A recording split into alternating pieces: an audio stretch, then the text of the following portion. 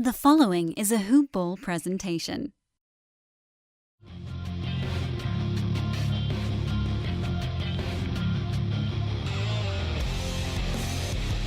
Welcome to the Fantasy NBA Today podcast. Hello and welcome to Fantasy NBA Today. This is a Hoop Ball presentation. My name is Adrian Benjamins and I'm joined by Neil Rochlani. Neil, how are you? I'm doing great, Adrian. Great to be back on with you. How are you doing?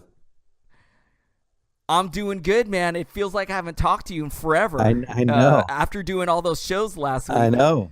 So, Neil, Friday, this is going to be our show going forward. My goal is to start the weekend off with a bang. Let's get these listeners, let's get their weekend started out right, man. What do you think about that? I'm with you. Yeah. And if the listeners out there have any questions, hit us up on Twitter. I'm at Ball with Neil. And you are, I'll let you say it. At Adrian Benjamins. Hey, yeah, one of the ideas we had going forward for the show is we'd love to do an answer type question segment for like the last 10 minutes of every show. I think that'd be a lot of fun. So please feel free to hit Neil and I up on Twitter. We'd love to talk to you guys. We'd love to ask any questions, or we'd love to answer any questions that you guys have. So, Neil, I was thinking for today, we got to talk about this upcoming Warriors-Cavs Game 4. Then I know that Dan was doing the team previews, and I believe the next team up was the Washington Wizards. So let's get into this Game 4, and then let's talk about the Washington Wizards after that. So, Neil, what are your thoughts on this upcoming Game 4? Well, let me ask you first off, are you still watching, or have you checked it out? So I am still watching, although I do have to admit, just really disheartening to see the Warriors just kind of run away with that last game.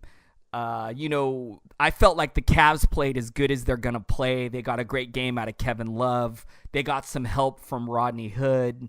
Tristan Thompson played okay. And what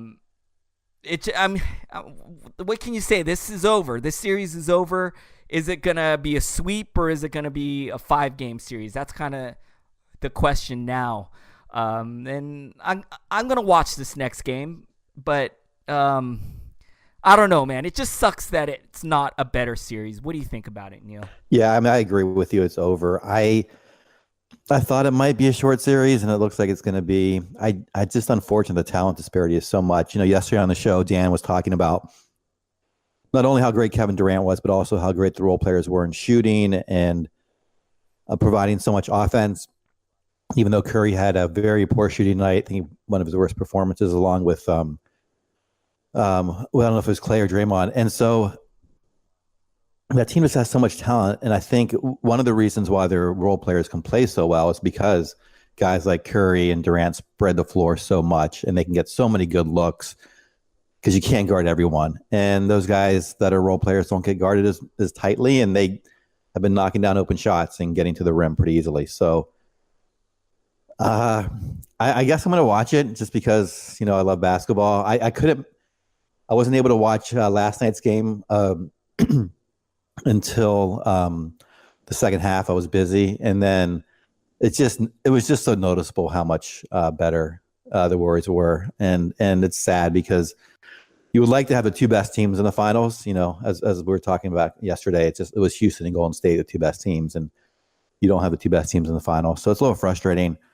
I was hoping LeBron could somehow carry this team to a victory or two, but didn't happen. So it's over. There's no really fantasy angles on this at all. I don't know if you do daily fantasy on in the postseason. It's so hard to predict, and I've tried it just for free, and it's just I'm just trying to see like just to kind of benchmark where I am, and I'm all over the place. So I haven't really learned that much yet on how to do fantasy, daily fantasy in the postseason. Daily fantasy's not great when there's only one game, 2 or 3 games playing, when it's a real short night, because you got such a limited pool of players to choose from, and most everybody is playing the same guys.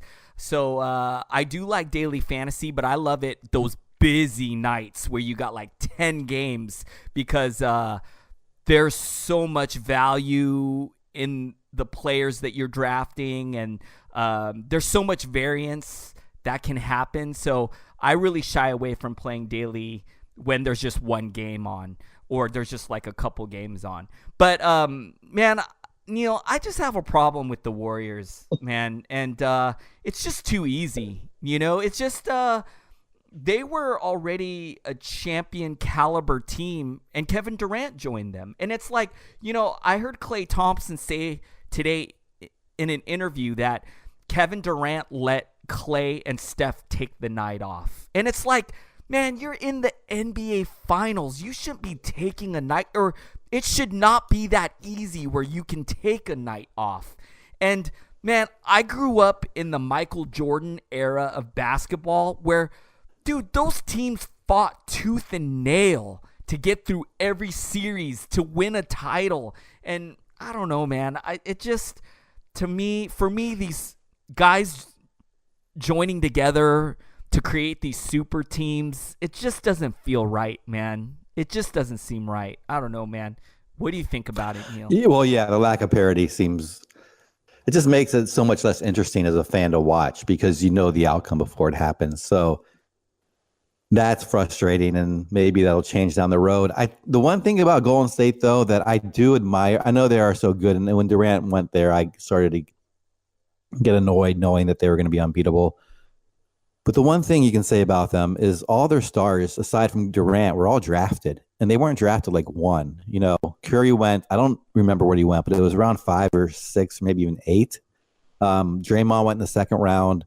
Klay Thompson went, I think, mid-first round. I could be wrong about that, but it wasn't a top 5 pick either. So their core, those 3 guys, were all through the draft, and they were all done. They weren't done through tanking style. I think most famously, the player they got through tanking was Harrison Barnes, who's no longer on their team. I think they moved up a couple of spots to get him.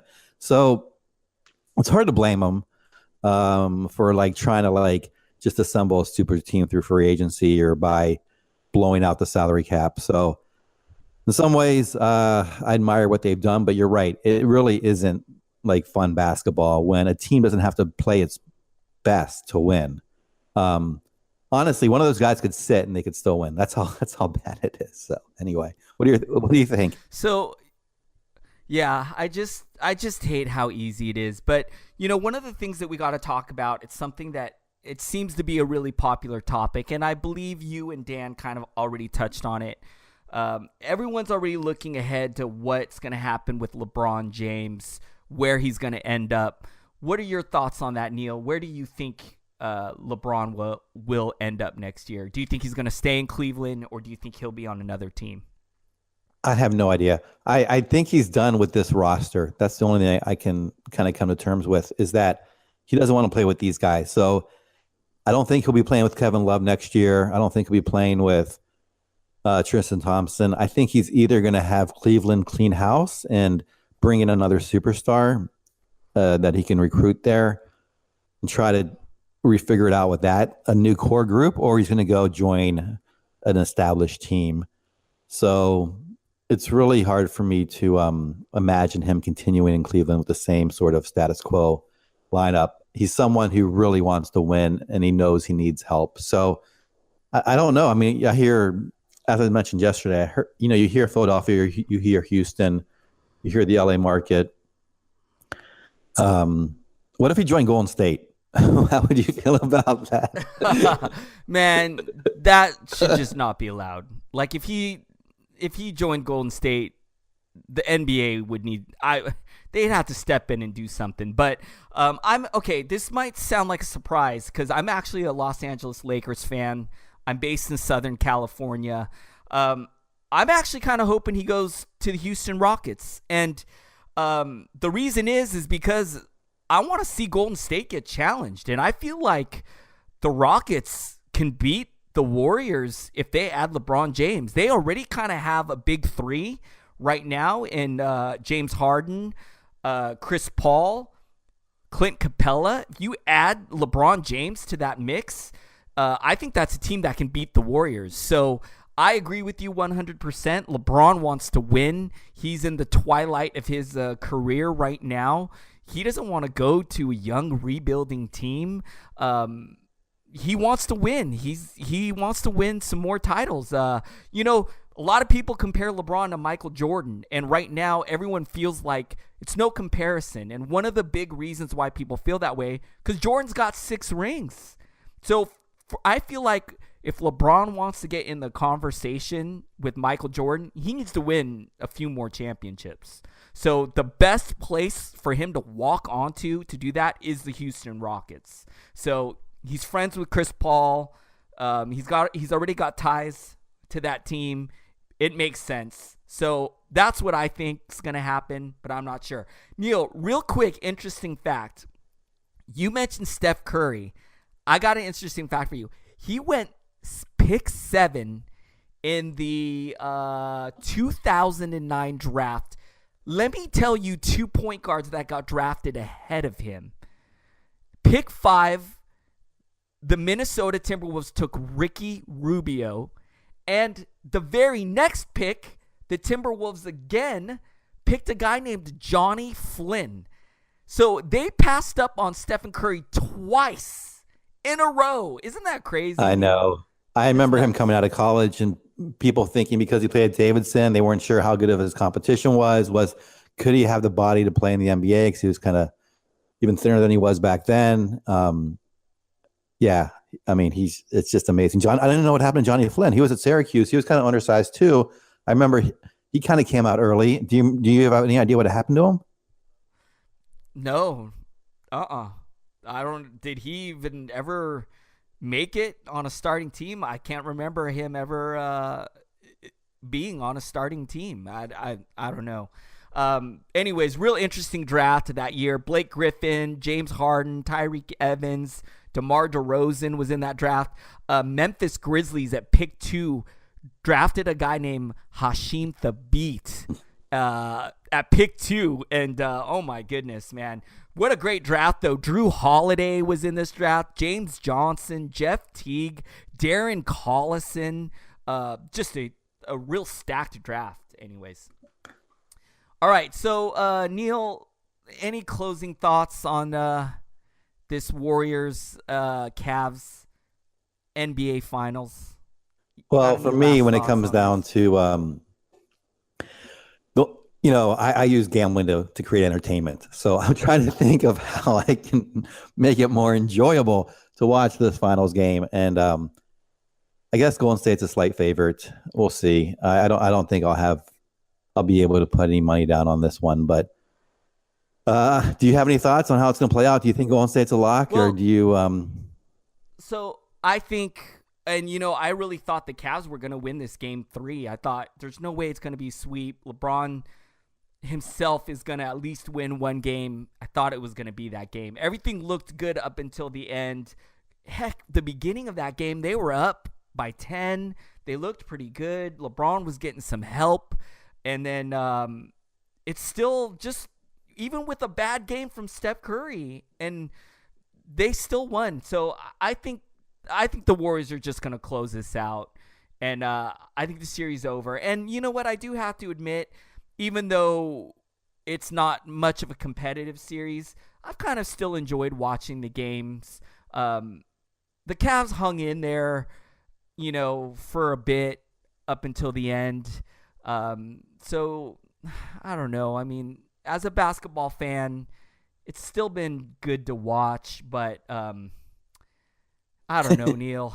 I don't know, man. I'm just trying to look at the bright side. I know you're trying to find a way to feel good about the series. I know game 1 was really fascinating, right? That performance by LeBron, and then all the craziness down the end, and that game could have gone either way. So we had one great game and one great performance. So yeah.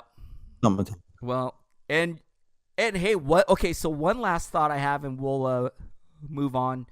Could be the very last game that LeBron plays as a Cleveland Cavalier. So very interesting to look at it that way, because that's his hometown. So Very interesting. Yeah, I'm really curious to see how the crowd reacts if they lose, right? I have a feeling they're not going to boo or they're not going to be upset. They know, I think the Cleveland fans know they're outmatched. So I know LeBron has given his heart. So I wonder if it's his last game, if he like kind of walks around and kind of waves to everyone and, kind of says, thank you. Good night. I'm moving on. Yeah.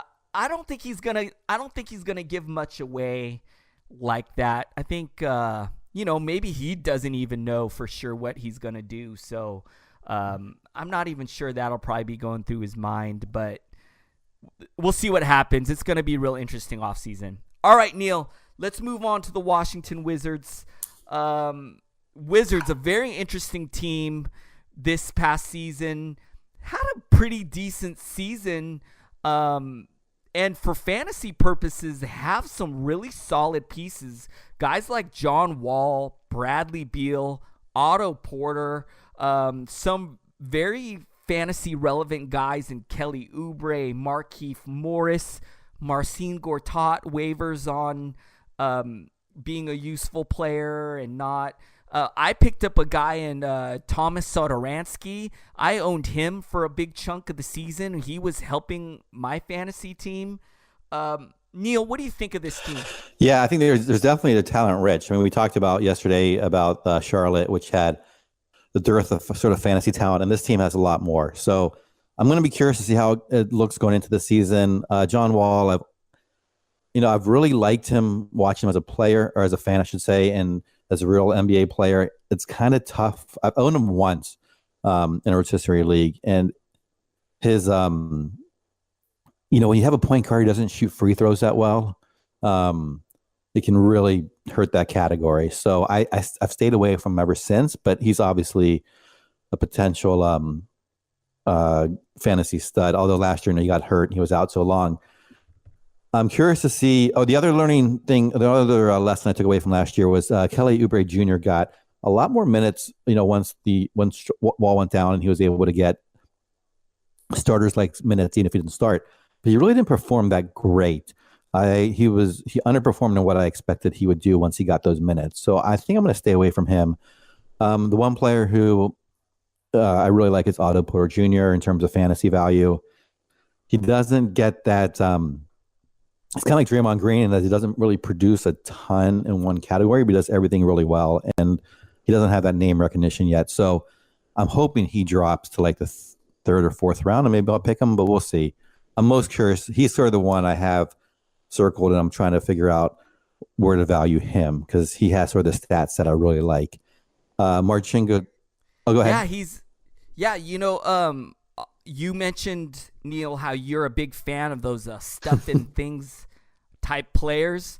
And Otto Porter's like the definition of that type of guy. And, it was really funny, Neil, when we were doing those evening shows, early to the middle part of the season, we were getting a lot of questions on on those shows. Like, what should I do with Otto Porter? He's been really disappointing. And this guy finished as the number 28 player in 8 category leagues. And, I think people don't understand that his value is in what he contributes across the board. Never really a guy that's going to blow you away with a 30-plus point scoring game, but he's going to score in the teens, going to give you rebounds, going to give you assists, shoots a nice percentage from 3, gives you the defensive stats. One of those guys that does a little bit of everything. So I really like Otto Porter, especially in roto leagues. I think he's a really great player. And then, as I mentioned, finished 28. Usually you can draft him after that. Like, usually goes probably somewhere in like the 4th round-ish. So I don't know, man. I think he's a great value. Yeah, absolutely. And he also, you're right. So points get overvalued typically in a fantasy NBA draft. And the other thing is, if you're not like a star player on a team, he's not even like the second option, right? He's like the third option in terms of like the name recognition on that team behind Wall and Bradley Beal. So he doesn't command that sort of cachet of like a great fantasy player because of that. So he typically outperforms his sort of draft value. And I don't know if it's caught up yet. I don't know if the market's going to catch up to it yet. So he might still be undervalued. We'll see. I'm also looking at other players. Bradley Beal is someone who I've been intrigued with. Because he's such a high scorer, he tends to get a little bit overvalued in the leagues that I'm in. I am going to be curious to see where he is this year. He really shot incredibly well last year and just delivered in every category. So I think he's going to have a great season again this year. I just don't know where he will be. I don't know what his value is going to be. Are you high on him coming in, or go ahead, take off? So Bradley Beal is a guy that I have always shied away from due to the injury concerns. But now that he's made it through 2 seasons in a row, he's made it through 2 full seasons in a row. I'm on board on this guy. Hey, finished as the number 18 player. Again, we're kind of referencing 8-cat leagues, Neil. I think you and I are both kind of a fan of the no turnover leagues. So, but this is a guy that was drafted, average draft position was number 30 and finished as the 18 player. I think he's great. Unfortunately, you kind of know my draft strategy, Neil. I go point guard centers really early, and because he gets drafted in that 3rd, 4th round, I'm never able to own him. But I would be ecstatic if he was on my team. I think he's great, good scoring. He shoots it well. He's just a great player. I think he's really solid. And I want to go back real quickly on John Wall. A guy that I'm faded last year, and I'm going to fade again this year due to the injuries. Has some shaky injury history with his knee. So I'm kind of shying away from him. As you mentioned, not a great shooter, a little inefficient. I do love the steals. I do like he does everything else great. A good rebounder, great assists, does give you good points, but I'm kind of shying away from John Wall. I'm really worried about the injuries. I'm very I tend to be really aggressive when I shy away from injury-prone players, and he's kind of now hit that label for me. And then real quick, I wanted to mention, guys like Markieff Morris and Marcin Gortat, they feel like real low-end value type guys. Marcin Gortat, a guy I'm probably just fading completely. A guy I've owned a lot in the past in previous seasons, but this year I felt like he just completely fell off a cliff and just disappears for long stretches of time. So I likely won't own any more Marcin Gortat. And then Markieff Morris, as I mentioned, just kind of inconsistent, but someone I probably wouldn't mind drafting really late, but not someone you're really excited about. Is there anyone else you think worth mentioning here? Well, Satoransky we can talk about. I do want to comment on a couple of things you said on a couple of those players, if I can jump back in. I want to mention Wall. Yeah, I'm staying away from him as well, but he is one of the best blocks shooting point guards in the league. So if you need blocks from a point guard, he's your guy. Bradley Beal, I definitely need to join a league with you, because I know you're never going to draft him, and I can steal him away from you because I think he's going to have a great season too.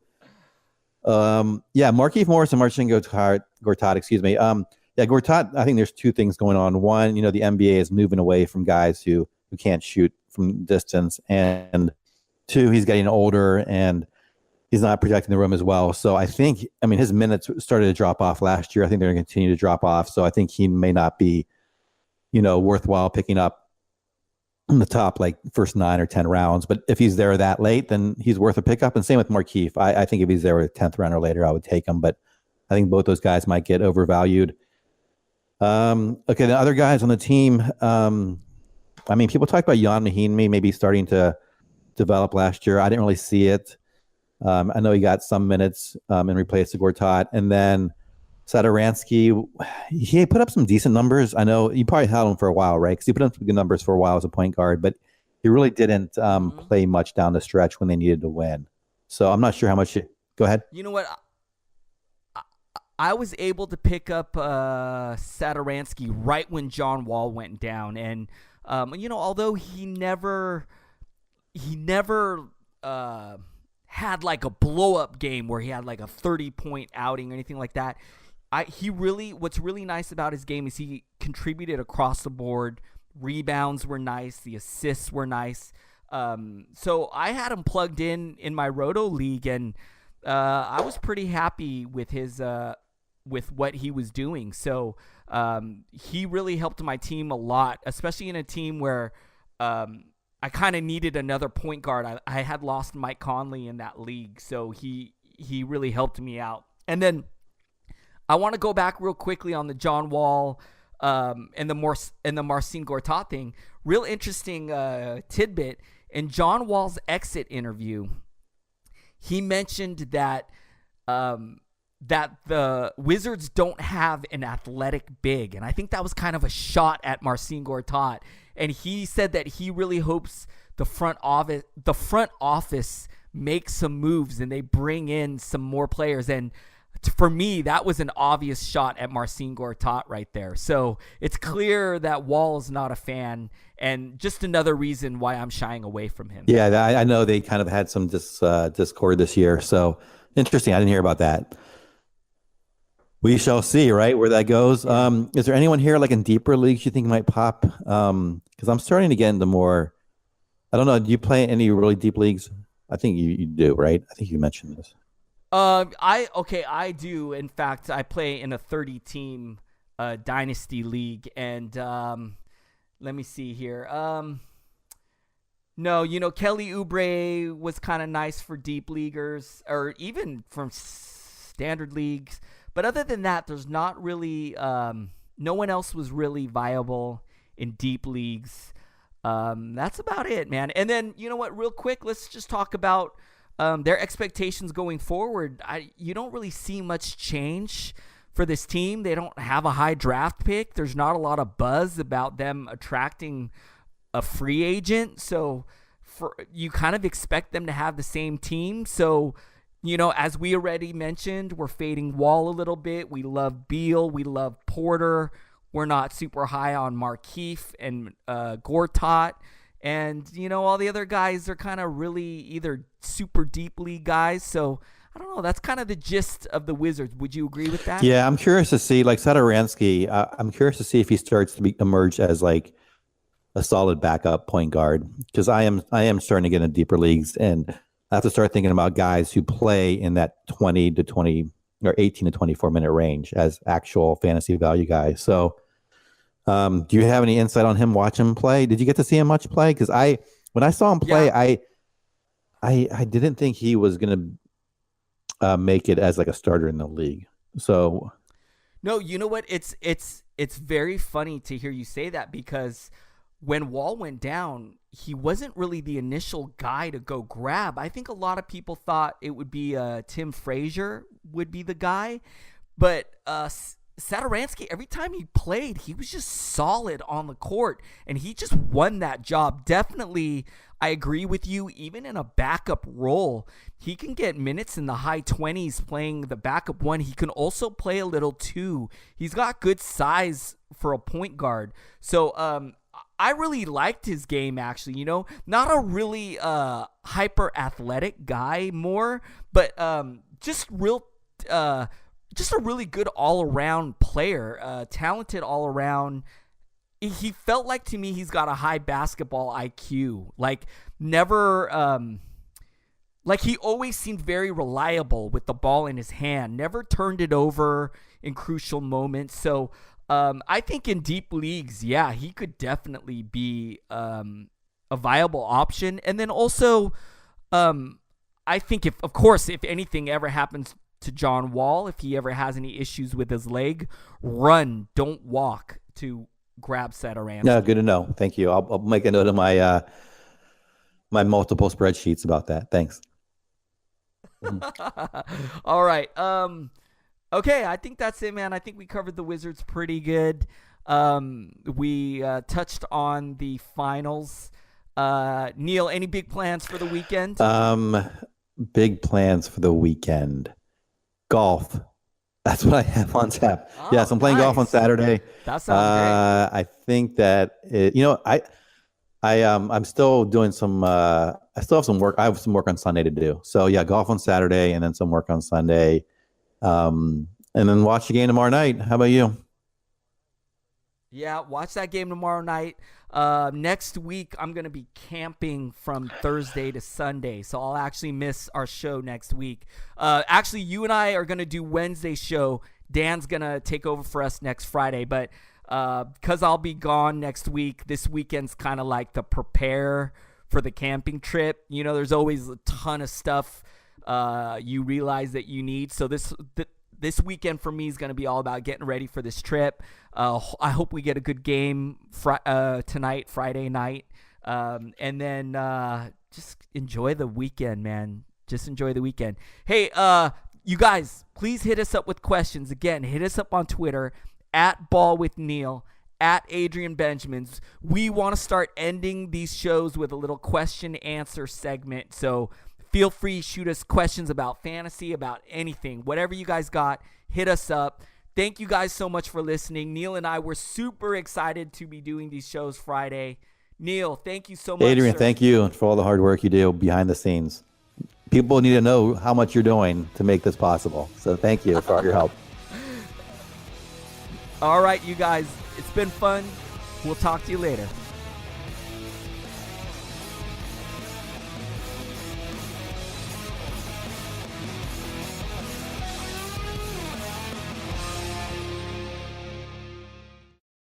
This has been a Hoop Ball presentation.